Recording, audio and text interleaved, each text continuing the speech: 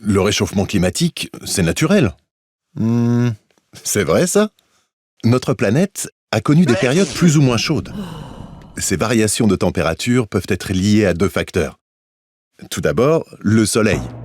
En fonction des fluctuations de son activité, il nous envoie plus ou moins de rayonnement, ce qui réchauffe plus ou moins la Terre.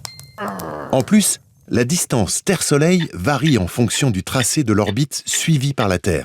Et l'inclinaison de l'axe de la Terre n'est pas fixe. Et puis, il y a la composition de l'atmosphère, avec les gaz à effet de serre, dont l'augmentation de la concentration dans l'atmosphère réchauffe la Terre, et les particules appelées aérosols. Non, rien à voir avec ça. Ce sont des petites particules en suspension dans l'atmosphère qui ont principalement un effet refroidissant car elles réduisent le rayonnement solaire. Entre l'an 0 et 1900, la température moyenne à la surface du globe oscille mais varie peu, selon une amplitude de plus ou moins 0,3 degrés. Depuis 1900, en moins de 150 ans, la température a augmenté de 1,1 degré et n'a jamais été aussi haute au cours des 2000 dernières années. Cette évolution interpelle par son amplitude et sa rapidité, non? À quoi ce réchauffement est-il dû? Depuis la révolution industrielle, on brûle massivement des énergies fossiles, comme le charbon, le pétrole et le gaz, ce qui libère du CO2, un gaz à effet de serre, en grande quantité dans l'atmosphère.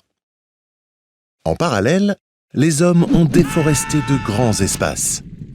Les végétaux de la forêt stockent le carbone. En déforestant, on libère ce carbone, ce qui augmente encore la concentration de CO2 dans l'atmosphère.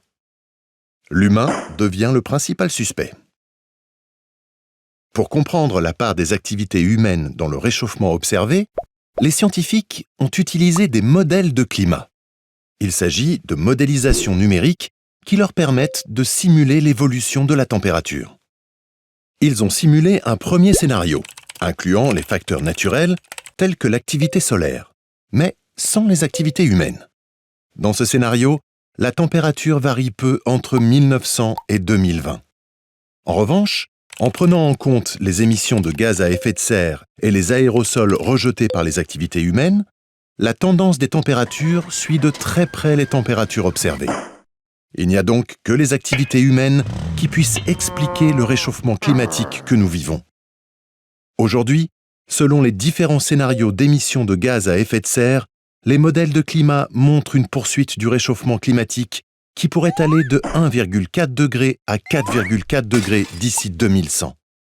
Pour comparaison, lorsque les températures étaient en moyenne inférieures de 5 degrés sur la Terre, la France était en plein âge de glace.